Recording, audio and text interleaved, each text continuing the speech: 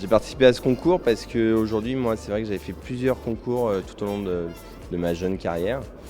Et les concours individuels, c'est pas que ça m'intéressait plus, mais j'avais pas forcément le temps. Et de pouvoir le faire avec une équipe, j'ai trouvé ça très important.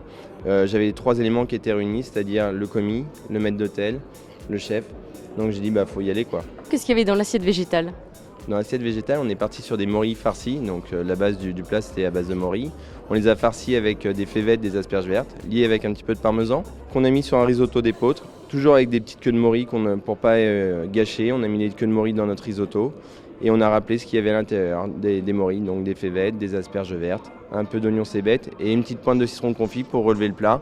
Et ça, c'est un plat qui m'est cher parce que mon mentor ce plat-là était un plat phare pour lui, pas comme ça, on l'a un peu revu.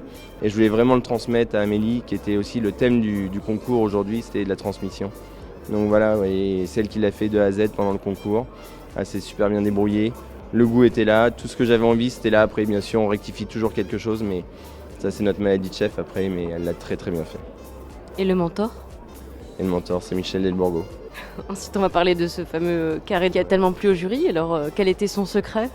Alors ce carré de veau, donc avec l'insert, je pense que ce qui a fait vraiment la richesse de mon insert et la puissance, c'est les riz de veau qui étaient laqués.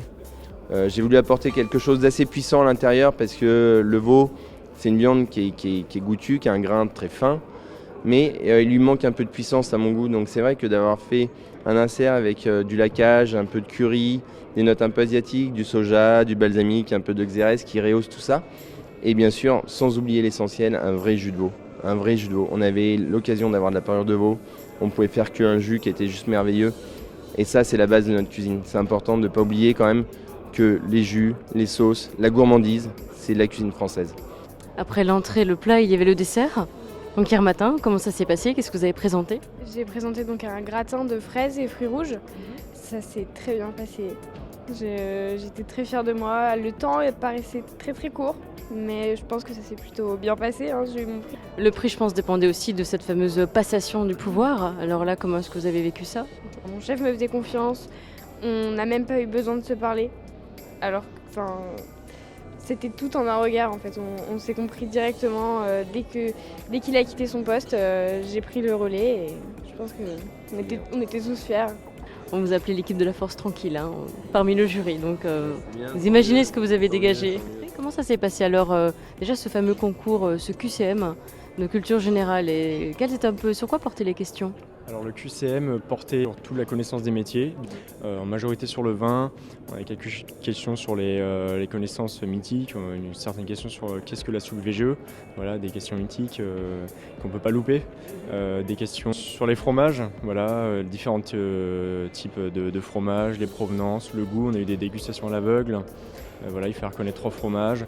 Pareil pour le vin, on a eu des verres noirs, donc j'étais assez à l'aise, j'ai beaucoup révisé, beaucoup travaillé en amont, et ce qui m'a permis je pense, d'avoir eu une bonne note et d'être là devant vous. Alors moi, pour présenter les plats, je les ai présentés tout simplement, voilà, comme je les présente à mon restaurant.